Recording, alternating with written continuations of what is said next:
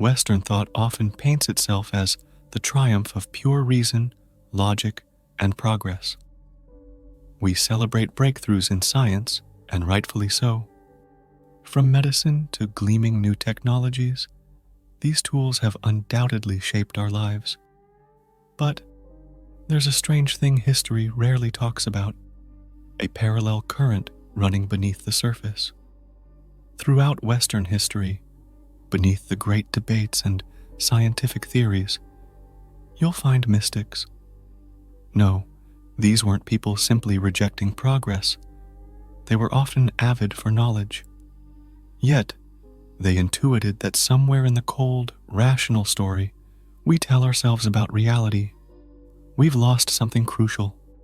Imagine entering a vast, shadowed library, the kind with towering shelves and the smell of old paper and leather. Most visitors naturally head straight for the neatly marked stacks: history, philosophy, science.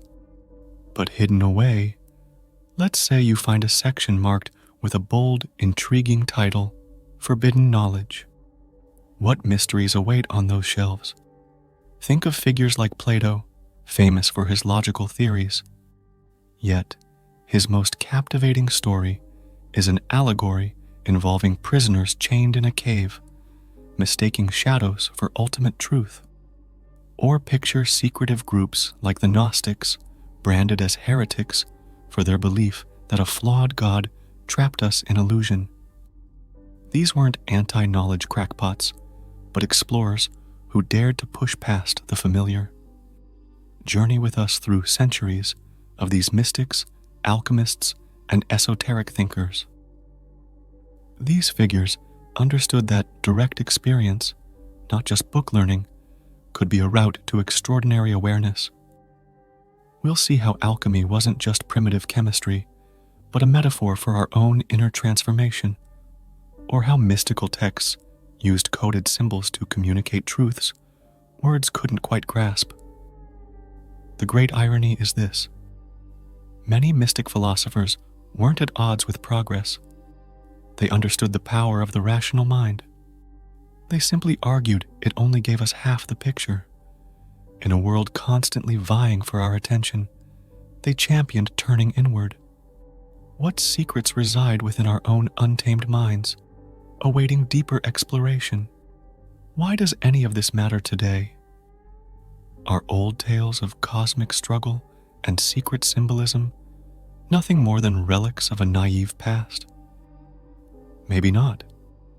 Think of modern figures like Carl Jung, the brilliant psychologist who looked to dreams, myths, and ancient teachings to uncover a more profound map of the human psyche.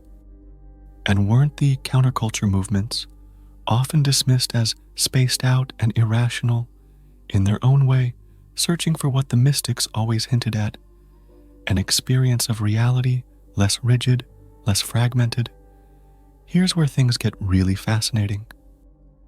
From our modern struggles with mental health to the hunger for purpose and depth in a hypermaterial world, there's a growing sense that a relentless focus on facts alone leaves us wanting.